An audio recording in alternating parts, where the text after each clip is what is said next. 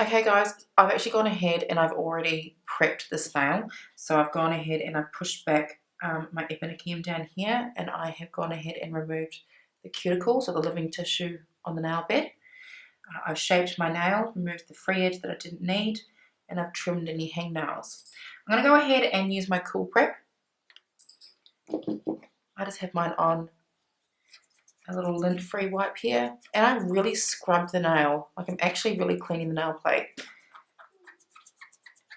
Scrub, scrub, scrub.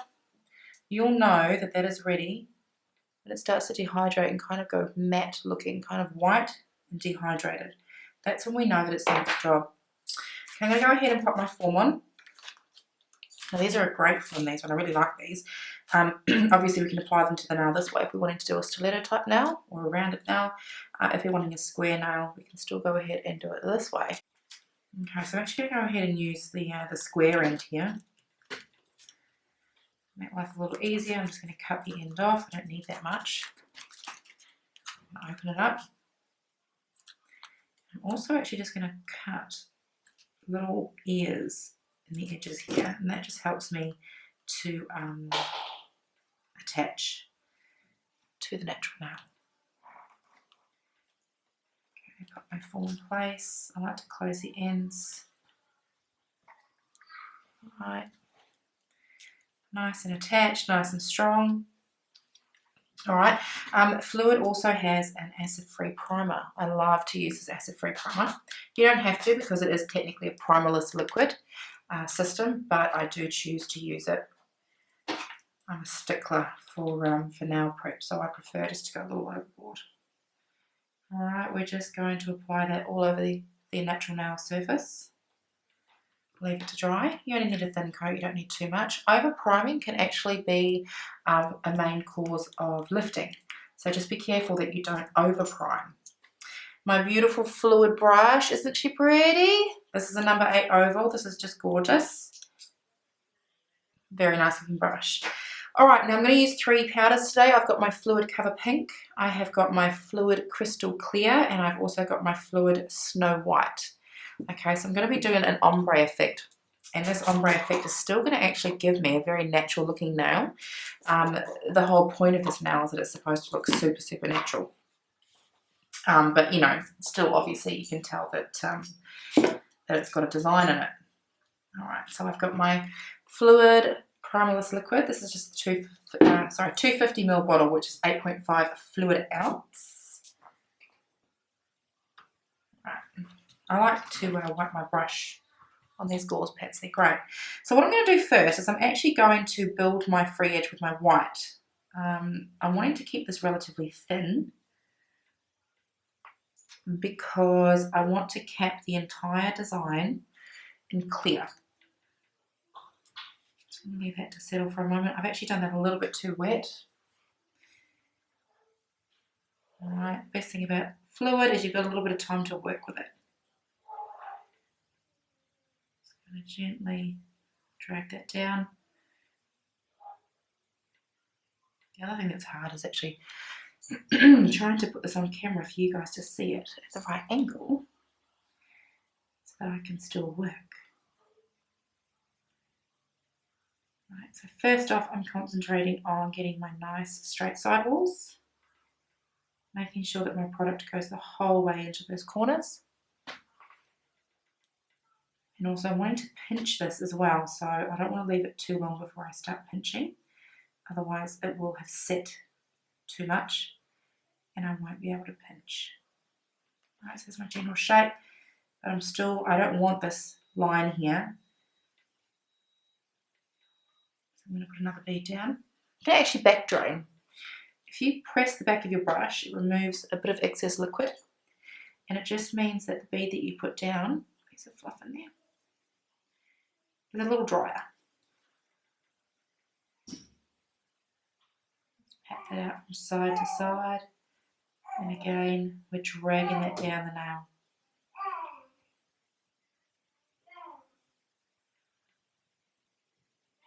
We're actually kind of painting it down the nail. For the most part I always tell my students never ever paint anything on your nail. with acrylic, but this time we're kind of painting it because we want to create that ombre effect. And I'd like a little bit more actually. Same type of thing, still painting it down the nail.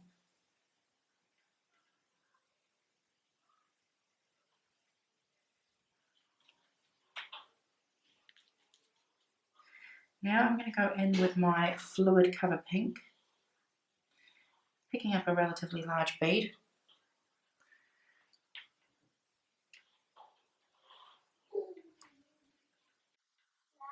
Let's push it out across the nail plate. And I'm brushing over the top of the white to begin our ombre fade effect. So the effect we're going for is something that kind of looks like a French nail but without a significant smile line. So you've got your white on the end with your pink through the body.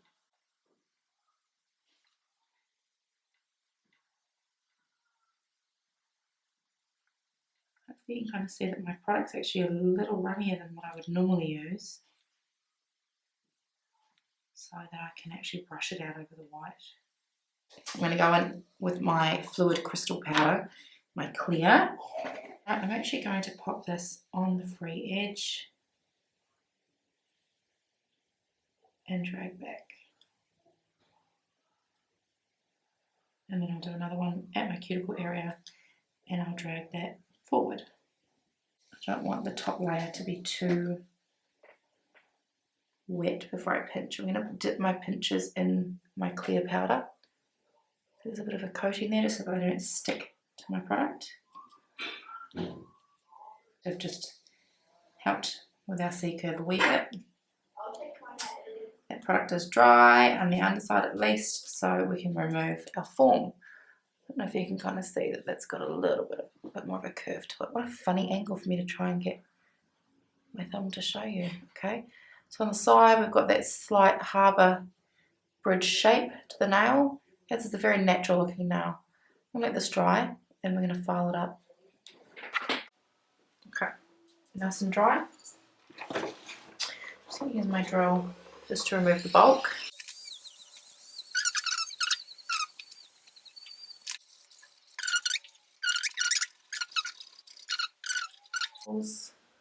Okay, pretty good with that.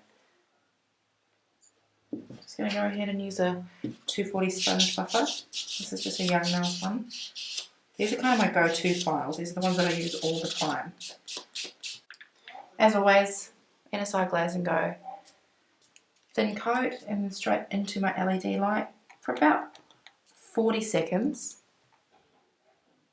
Now when you guys use this under an LED light, pop your hand in and out a couple of times super quick, because otherwise it can set too fast and you get a heat spike, which can be incredibly uncomfortable. So just pop it in and out a couple of times. Okay, so my nail has been popped under the LED light. I'm wanting to finish this off just with a few Swarovskis. Now, I love to secure my Swarovskis with a bit of nail glue. Let them dry nicely, and then I secure the entire design around the base of the gems with my top coat, but not on top of the gems. So, just going to have a little design in this base corner just here. So I'm just going to lay a bit of glue down. Don't want the glue too thick, otherwise it takes too long for the design to dry. And I'm going to go in and use a selection of sizes, starting with this nice big one. This is a genuine Swarovski. This is SS20, and this is the AB, which is the Aurora Borealis. You can see the beautiful sparkle there. It's huge. It's a size 20. I'm going to go in also this one here. This is a 16. And then I'm just going to have a few other sizes.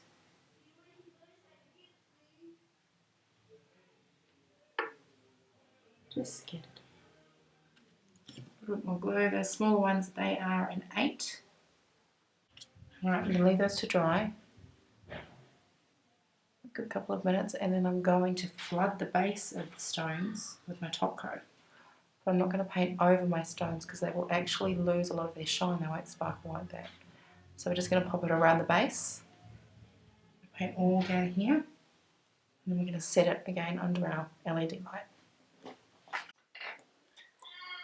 Okay, these are nice and dry.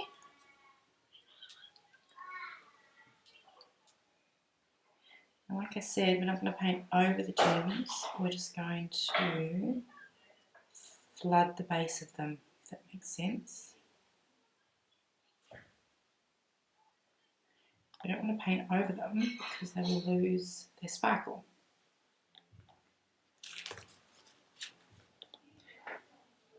My top coat there, I'll pick it up with a tiny little brush so that I can paint around in between them.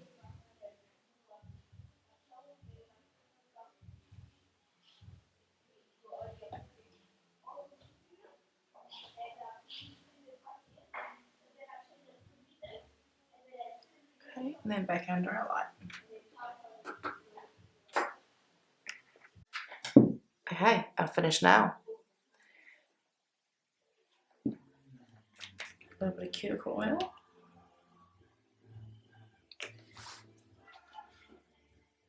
And we have just a beautiful natural sparkly nail. Let me see if I can get a little closer for you guys. Where are we? Zoom in. There we go. Just a cluster of sparkle, nice and pretty. Nice natural C-curve. Just a pretty nail. Thanks guys. I will see you next time. Bye.